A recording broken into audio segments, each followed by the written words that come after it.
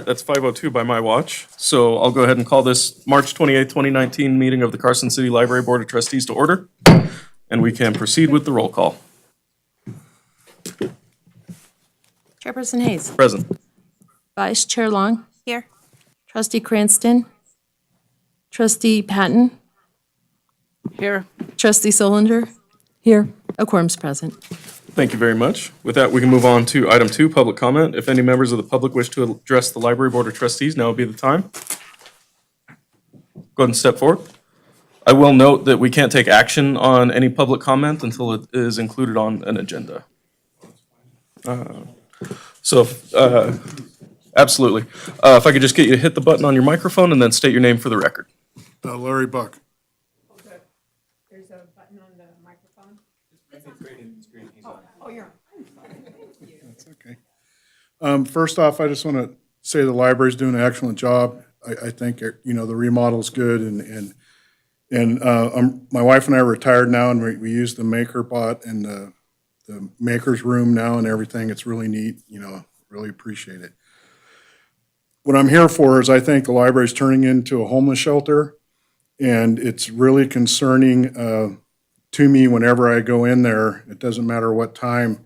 There's always people sleeping with their backpacks and whatever else, their clothes and so on and so forth. And it's just, I don't think a library's meant to house people, you know, so they can get out of the rain or whatever. Don't get me wrong, I feel for these people or whatever, but the library's not the spot.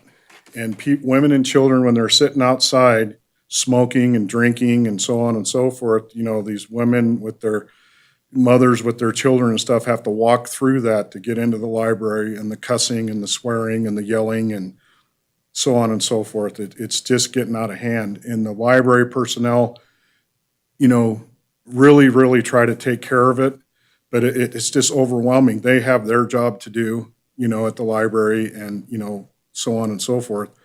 But it's getting overwhelming, and it's really disturbing to me that these people are just hanging out there. And the other day, just an example, I was in the restroom and a little 6-7-year-old boy came in, and there was a homeless person in the stall. You could see his clothes and whatever else all over the floor. And he just blurts out, you know, if I had a hanger, I could get this out of my rear end and so on. And the little boy looks at me and, you know, like, wow, you know, and I just said, it's okay, it'll be okay. And, you know, and then he left. Another time my wife went in the women's restroom, she said there was feces all over the floor and everything. I mean, they go in there and they just use it as a shower and a bathroom, you know, a bathing place. And unfortunately it happens. But that's why I'm here today. I don't usually, you know, say anything or whatever, but I don't know if you guys have noticed, but it's just getting out of hand. And they don't read books. They don't, you know, read anything or whatever. They just go in and sleep. And they really, you know, stink and so on and so forth. I will not sit in any of the chairs that they sit in. You know, it's just bad. And I'm sure that you guys know about it. It's nothing new, but this year I've noticed it's just gotten overwhelming with homeless people coming in there. And that's just what I wanted to say. You know, I just wanted, you know, to give you my opinion, and it's getting to the point where I'm not going to go in there anymore. My wife and I are just not going to go in there. And I don't think living here for the last 36 years, you know, I want to use my library now since we're retired, and it's awful to go into. So anyways, and then I was thinking, you know, if we could put a sign up, no loitering outside or something, it would give more force, I guess, to do something that the library can say, hey, no loitering, you got to leave or whatever. I mean, it's just a suggestion, you know, that's about it. I understand. I thank you very much for coming in and giving us your statement. We'll definitely take it under advisement and all. Yeah, thank you so much. Okay, I appreciate you guys' time, and like I said, I have one comment for you. I know this is getting worse and worse and worse. And the library staff is doing what they can, but they only have so much training and that sort of thing. And so much time. If you really want something to get done about this, you should take this complaint to the Board of Supervisors. Oh, That's okay. where things will get done. We really don't have the authority to kick people out of the library. It's a public building. Everybody is allowed to come in. So we kind of have our hands tied as to what we can do other than what the staff is already doing. If you really want enforcement, you're going to have to go to the Board of Supervisors and ask for sheriff's supervision sometimes, or just maybe the supervisors would find someplace else for the homeless people to go hang out.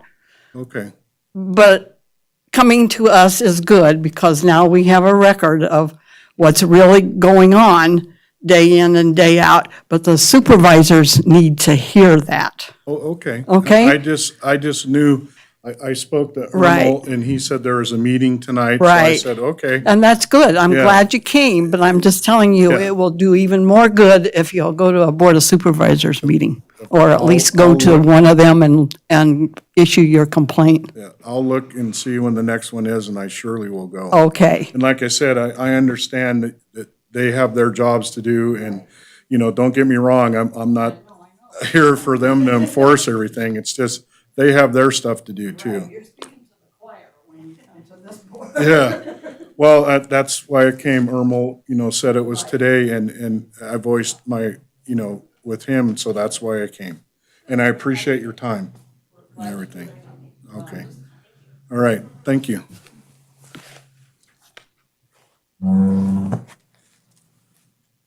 Okay. Continuing with item 2, if any other members of the public wish to address the library board, now would be the time. Seeing none forthcoming, we'll move on to item 3, approving the minutes of the previous meeting. Did all board members have a chance to review the minutes, and were there any corrections necessary? I have one right in the very first line. I'm sure the rest of you saw it too. Our meeting was on the 28th, but that's a Thursday, not a Friday. Says Friday on the very fourth. Vacation mode. They were fine, as far as I'm concerned.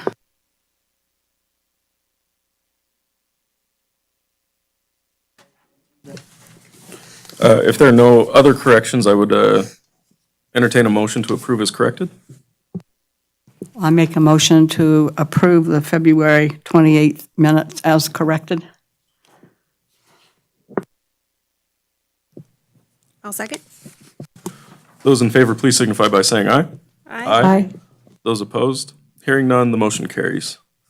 With that, we'll move on to, where'd it go? Item 4, the Friends of the Carson City Library report.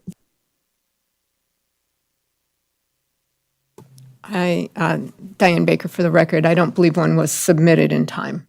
So we don't have one for the board today. Okay.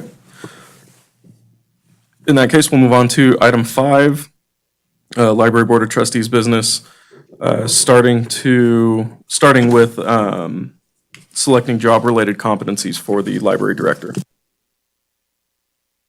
Okay, Diane Baker, for the record, interim library director, and also with us today from Carson City Human Resources is Megan McCarthy, and she'll be here to give us any additional input or if you have any questions as we're going through what you have in front of you.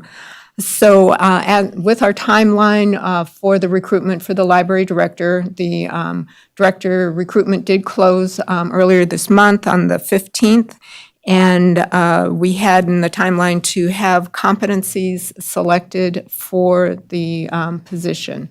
So I worked with Megan, worked through the program that we use in Carson City, which is called Interview Architect, and went through a variety of competencies that are associated with management or executive level positions. Megan also gave some good input on what had been used with other same level type of positions that have been recruited for recently in the city. I had a chance to do a quick review of a narrowed down list with our chair, Jeremy Hayes, And what you have before you identified a number of the competencies that could or would be useful in developing the interview questions ultimately for the library director. So what we're asking for you today is to review the competencies.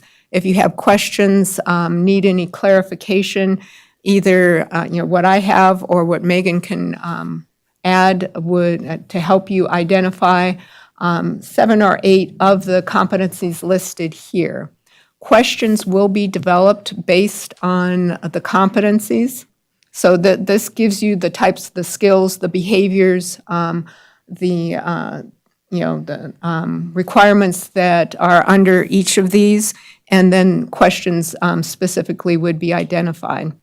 The reason we're talking about getting it to 7 or 8, because you will be asking interview questions associated with each one of these, and then there's also the potential of adding a couple of skill-based questions related specifically to library science, library and information science, and directorship. And we are trying to make sure the question list is manageable when we get to the interviews. So I'll turn that back to you all to identify, or if you had any questions, wanted a little bit more information or clarification on what is being sought with the competencies here. Can you let us know how many people applied, please?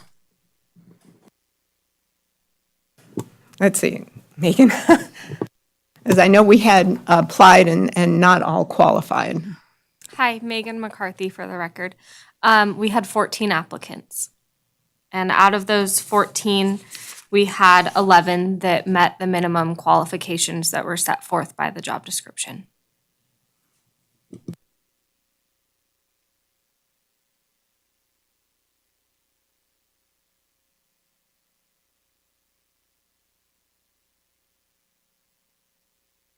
Okay, so none of these seem specific to library per se. These are just leadership type questions. Is that correct? Yes, Interview Architect is the behavioral-based interview program that we use with the city.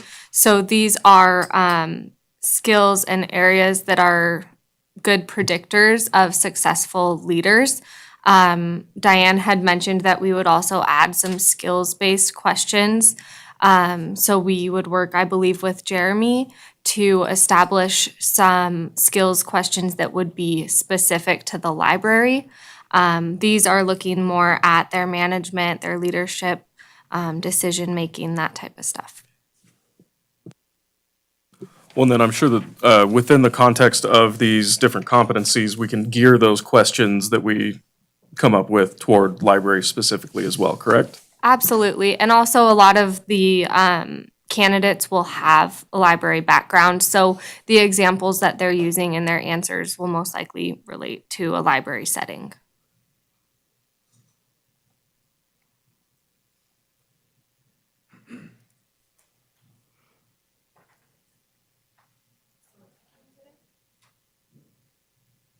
Yes, you are picking today. We can't use all 10 of And we these? recommend, the reason it's recommended up to 8, but you, as the board, you can decide what you do want to pursue. But it was just to try to keep the number of questions, and so ultimately the length of the interviews in a, kind of a reasonable timeframe. And then in going over these with Diane, it was indicated to me that some of these can be ramped up to kind of higher difficulty, more skills assessment questions, just like they could be ramped down. Going over the tomes that Ms. McCarthy has in front of her, there are quite a few different kind of shades of gray for these questions. And these are what we kind of arrived at. They're all excellent qualities. If you can find somebody who has all of these, you're in the right ballpark.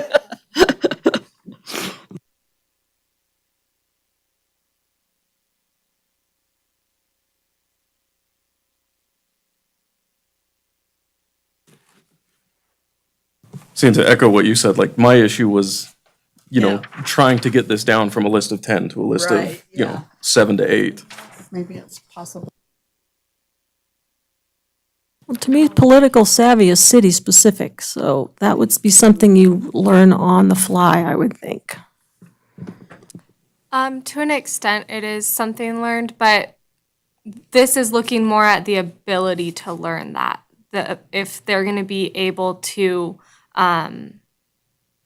like personality-wise, deep down, if they're going to be comfortable in those situations and their judgment, the deeper qualities, rather than just the ins and outs of day-to-day. I get that. Did everybody fill out the exact same form? The application? Yeah. Yes.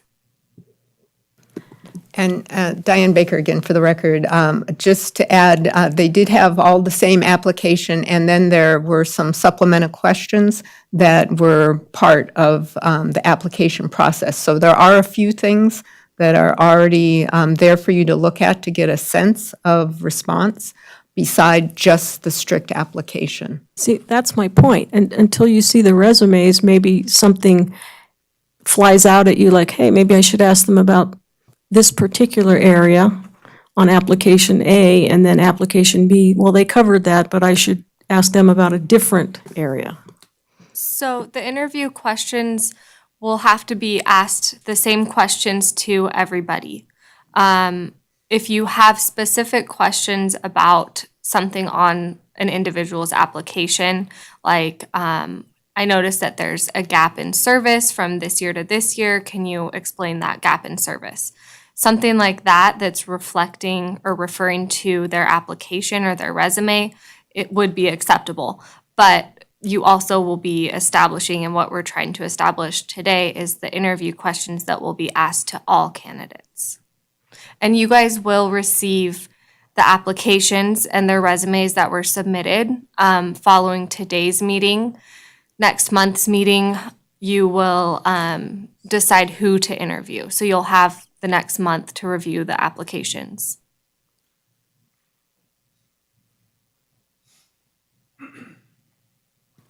I think this was pretty much what we did the last time, as I recall, when Cena was hired. And I know I'm the only one here that was on that board. Were you on the last one? Okay.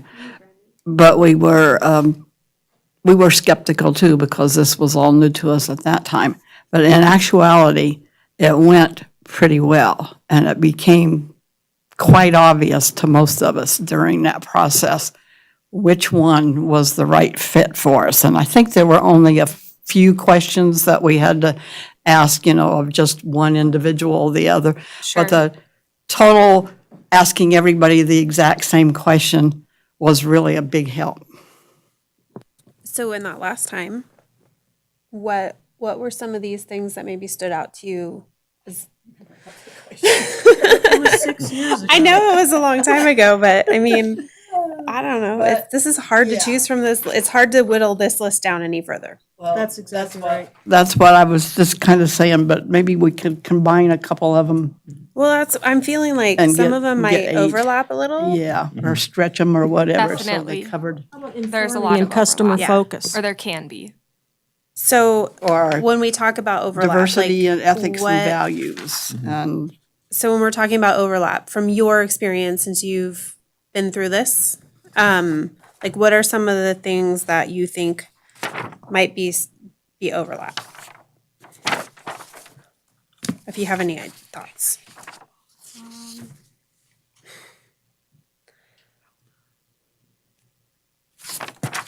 Honestly,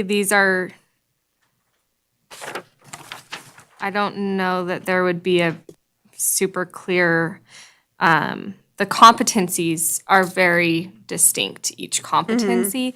It's more when we start looking at the questions. Okay. So what I will do with Diane and Jeremy is we will go through, we'll turn to decision quality, for example. In my books here, we've got 100 questions for decision quality. So there are some questions that will be given as suggestions for maybe both decision quality and drive for results, for example. I mean, just because we don't choose it doesn't mean it's not important. But I think we just need to choose what we think. Just still hard. So Well, like Diane said, you know, if we decide that all 10 of these need to be put into the question consideration process, then that is a decision that we as the board can make.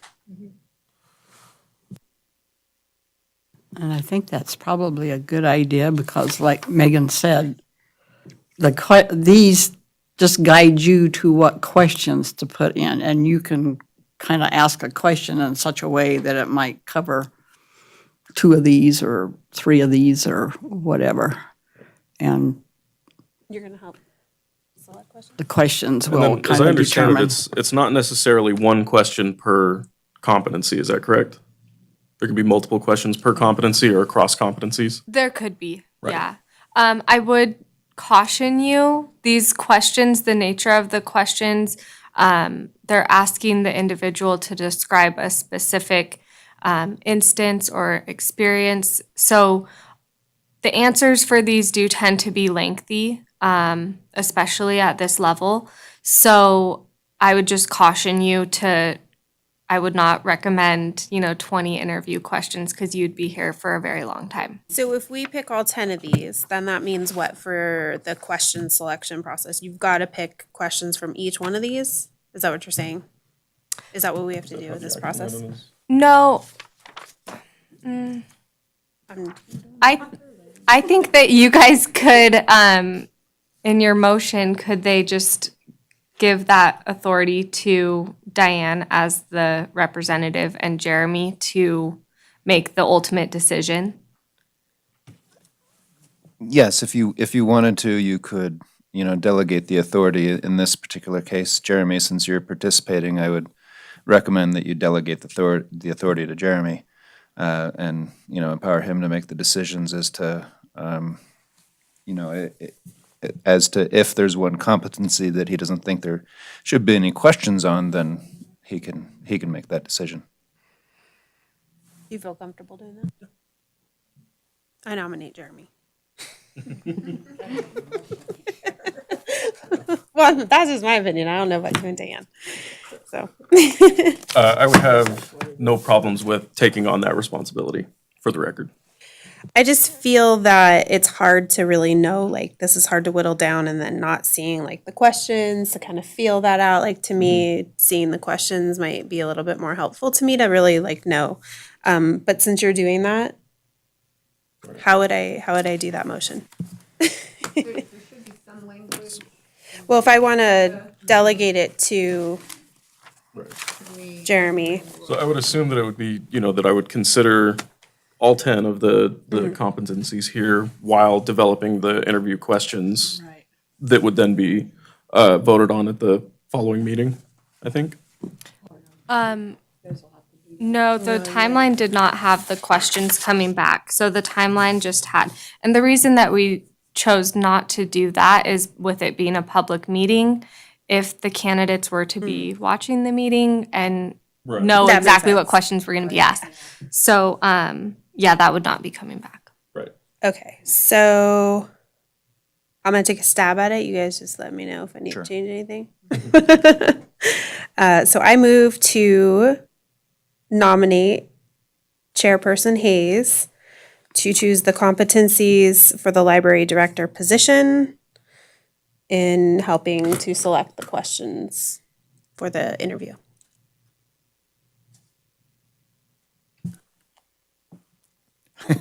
That sounded good. To me. Okay, Or instead of nominate, if you could say appoint. okay.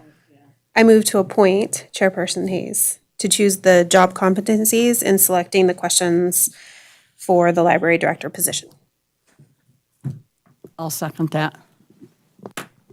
Those in favor, please signify by saying aye. Aye. Those opposed? Hearing none, the motion carries. With that, we can move on to item 6, the library director administrative reports, starting with the report concerning activities and operations. And I'd like to thank Megan for her time.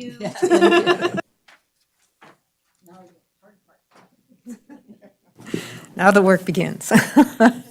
All righty, thank you. Diane Baker for the record for the library director's report. Most of the items you have there, we're moving forward with staffing. We are going to be reopening the senior library assistant position. That's news to Megan. On that, we were able to fill the creative learning position. And we had that position that started on March 15th. And then just in how we are organized now in collection development, an individual for that particular position did not come out in that list. We were hoping to recruit and, to hire from that one list, but we are going to be opening that position again. And you are up to date on the director recruitment. So what you have also there is the legislative update. A lot of things have been happening. I do want to double check, and I'll check with any of you if you are interested in participating in the April 10th Library Day at the Legislature. I'm hoping only 2 of you might be interested, but on that part, I know a number of you have daytime jobs too.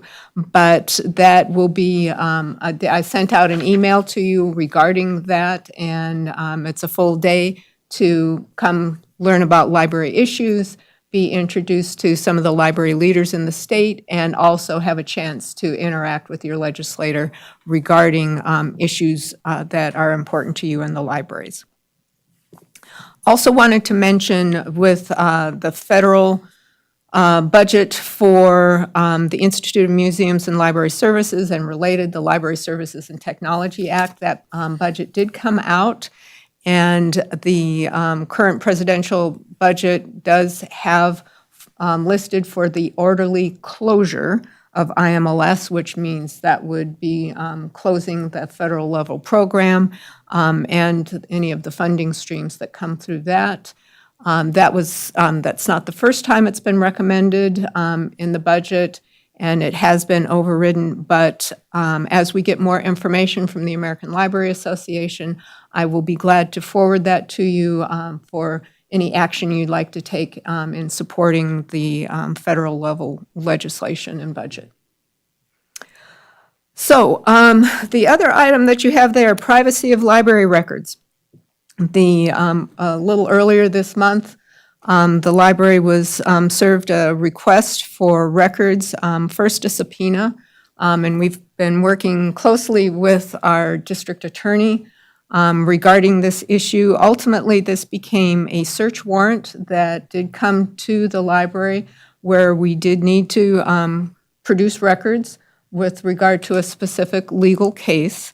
And since I filed this report, on Monday, I was served a subpoena to testify as for the Carson City Library as the library director in this case as the custodian of records, I believe, that I'm going to be testifying as, and that's supposed to be tomorrow morning. So this has been a very quick turnaround.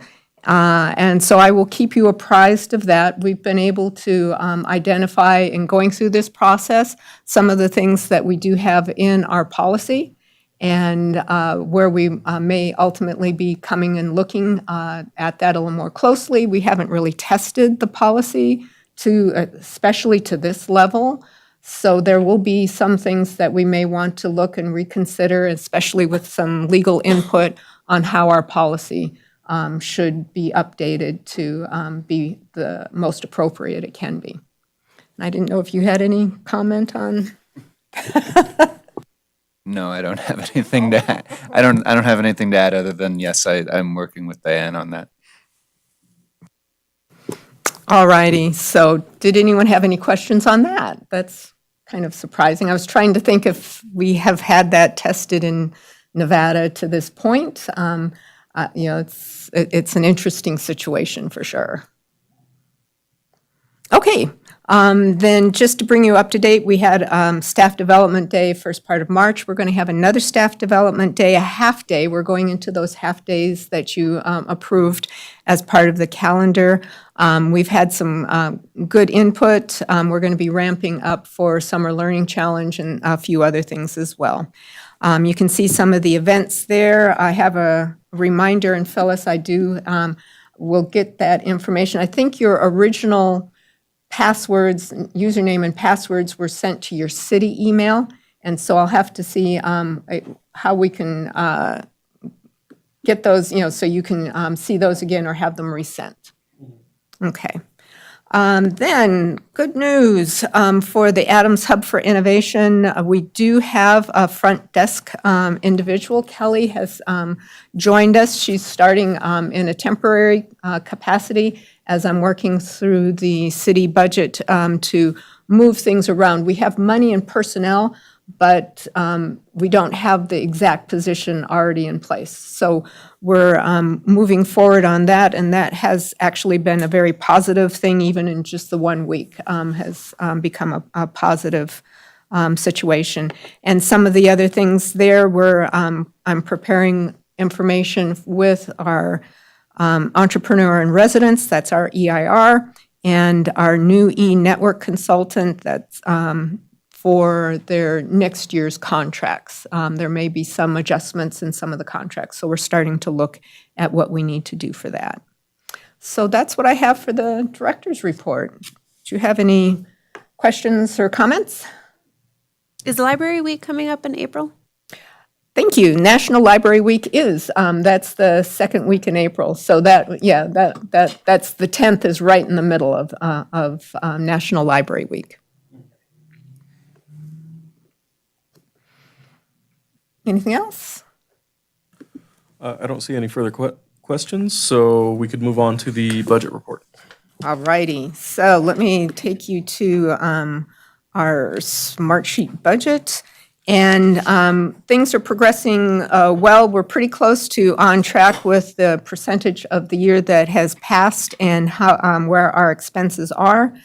Our general fund, our revenue has, we're still on track. We have potential of adding some additional revenue through an LSTA project that I have in your board packet to sign. And expenditures, again, we're on track in that situation as well. Let me pull up the overview here, and that's the same one. Here we go. The recap, you can see where we are at with in each of the categories. And we did also receive our funding from the Friends of the Library. For this year, they provide us funding on a calendar year. Although we scope it out to cross the fiscal year, we did get that great support from them, and it's in the bank. And already doing good work. Any questions on the city budget, the grant budgets moving along? And the other item that is in your packet is the profit and loss, the P&L for the Adams Hub, the Special Library Services Program, and where we are at this is where we've been assessing our funding levels in the different categories and how that will appear for next year. As you know, last May, this happened very quickly when we took in the donation to do the 3-year program with the Hop and May Adams Foundation. And the levels that we identified for different categories, we were working very quickly to get estimates in there. And so we're going to be realigning some of the costs for the next year. And you can see where we're at with a number of the items here. Any questions on the budget information, whether for the Library General Fund grants or the Hop and May? or for Adams Hub. Just confirming real quick on the page 49, the P and L, Yes, the sub-column header under February 2019, that should also be February 2019, correct? it should, Okay. yes. Good catch.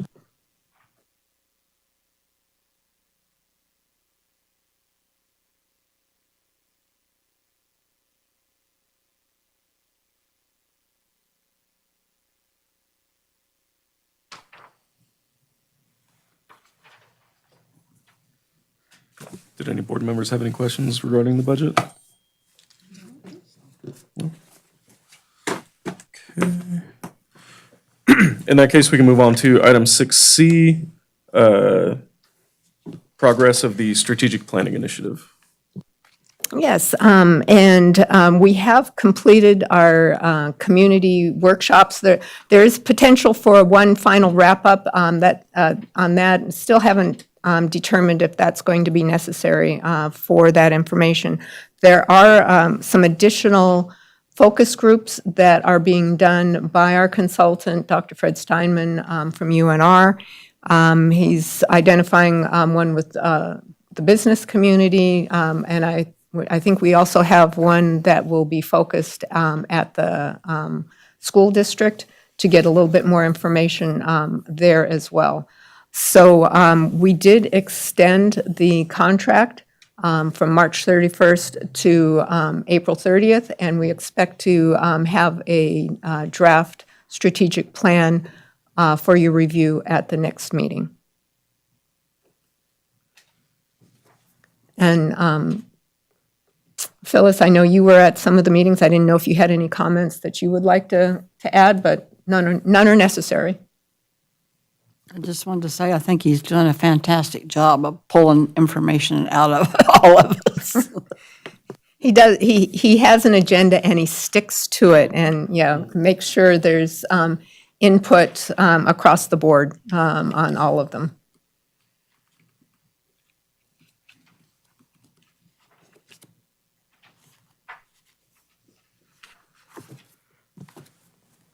If no board members had any questions regarding the strategic planning workshops, we can move on to item 6D, the general budget supplemental requests for FY 2020. So thank you again. This is the record of what has been submitted for our supplementals. We did have that you've seen a couple of times regarding the reclassification of the creative learning manager from a P1 to an M1. In reviewing the budget also, in order for us to stay compliant with the 10% for minimum public library standards with some of the increases that have come through, some of it mainly in salaries, that we would have not had enough funding identified on books and materials. So there was a small increase requested there so we can maintain compliance. And then the last was and this was a backup plan if we're not able to get the city position established in this fiscal year, to make sure we can establish the city position at the Adams Hub for the next fiscal year. And let's see, there was an IFC meeting on the 21st, no, excuse me, on the 20th, regarding these. And so I had a chance to go provide information to the Finance Committee regarding each one of these to see if they had any questions. Fortunately, they thought everything was clearly explained. There's a couple of details that we are looking at with regard to the reclassification, but it's not in concept, it's just in details with the funding aspect to make sure we have the right levels. So are there any questions on the reclasses or on the supplementals?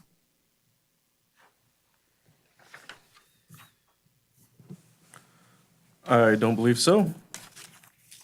Thank you very much for your reports.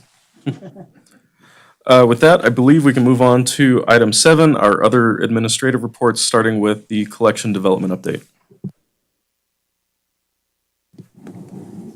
Amy Lauder, Collection Development Manager for the record.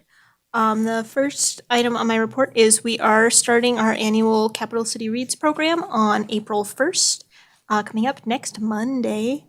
And this is funded by the Friends of the Carson City Library in the donation Diane recently mentioned. And we were able to purchase with that funding slightly under 100 copies of the book Station 11 to hand out to our patrons. And we also have a selection of events that we're tying into this title, which are on our calendar and will be advertised in the library next week. But I really like this book because it's about how arts and culture create a community among people, even in times of disaster and unrest. So it's actually a very optimistic book. It's a dystopian book, but it's actually very positive. So that's really nice. And we haven't done fiction for a while, so I'm looking forward to that. Our other item is we have a new electronic resource. It's called Demographics Now. It's from Gale. And it's actually replacing a resource we used to have called Business Decision, which was used largely for market segmentation. This is actually, in my opinion, a much more flexible and powerful resource. It's easier to use. It's got more data. It's got more tools. So we're really excited to have that available, especially for our business patrons, but everybody. So that's pretty much it for me. Any questions on either of those items? Okay. Thank you very much, Amy. With that, we'll move on to our creative learning update. Maria Clusta for the record. So I do have the staff updates, which we've mentioned previously. So Vanna started on March 1st as the new librarian in creative learning. And she previously worked as a part-time librarian for us. And before that was actually at the Yuma County Library District in Arizona. And so she's been really great with getting on board with all the different programs that we have. So she's been doing the computer classes, STEM arcades, things like that. And then we also have a new senior library assistant and digitorium facilitator, and that is Jay Hodnett. And she started on March 15th. So she used to work part-time at the library as well as a clerk. And she's currently pursuing her master's in library and information science.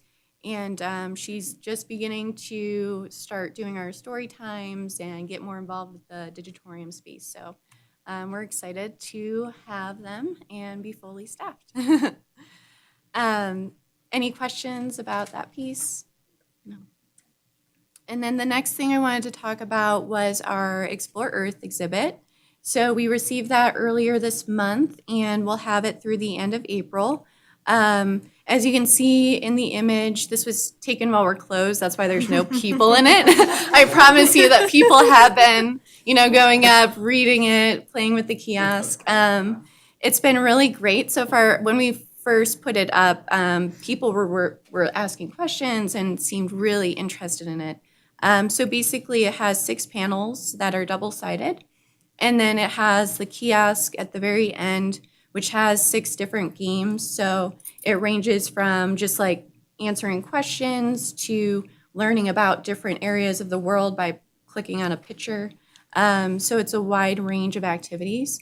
And we have our school visit tomorrow, actually, from Carson Montessori that's going to be coming in and exploring it. And they gave us a box of activities as well that have great hands-on additional learning from this piece. So we're excited to have them in tomorrow.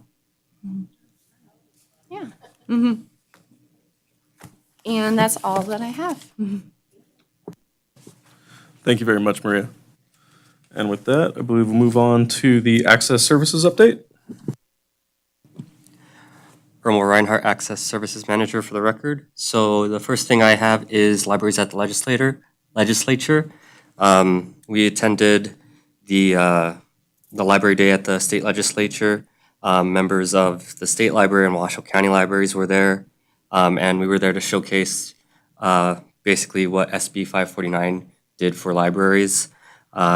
We got to demo VR for, our legislatures, and it was really, really fun and informative for them.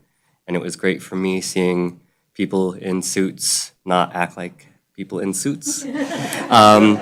So I felt like our presence there was, really important in establishing how important this funding is, and hopefully we can secure future funding in later years. The next thing I have is Libraries Equal Education.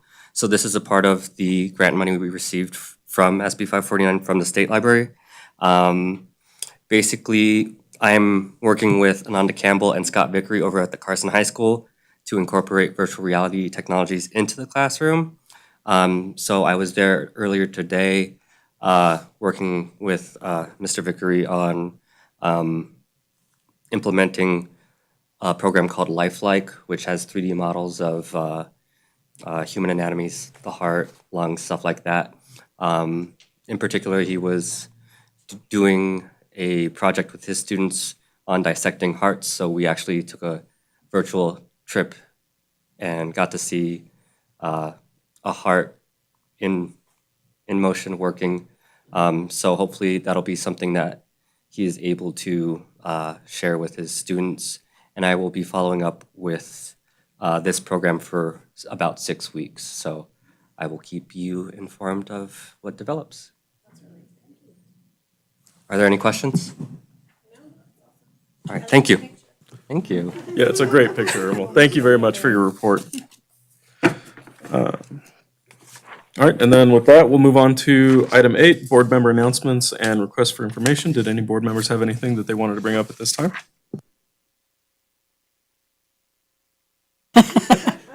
I'm going to tell you because apparently they're not doing reports to the board anymore, but the Friends have coming up before our next meeting, celebrating their 5th birthday at the Browser's Corner Bookstore on Saturday, April 13th. We are hosting a chamber mixer with the Chamber of Commerce on Wednesday evening, the 17th. And we have an author coming, and I forgot to look up the date, but sometime in April, because somebody had to cancel and we put somebody else in. That's why I don't remember who's coming when. But there will be an author event before our next board meeting. So that week, along with the legislative stuff, the Friends are also very busy.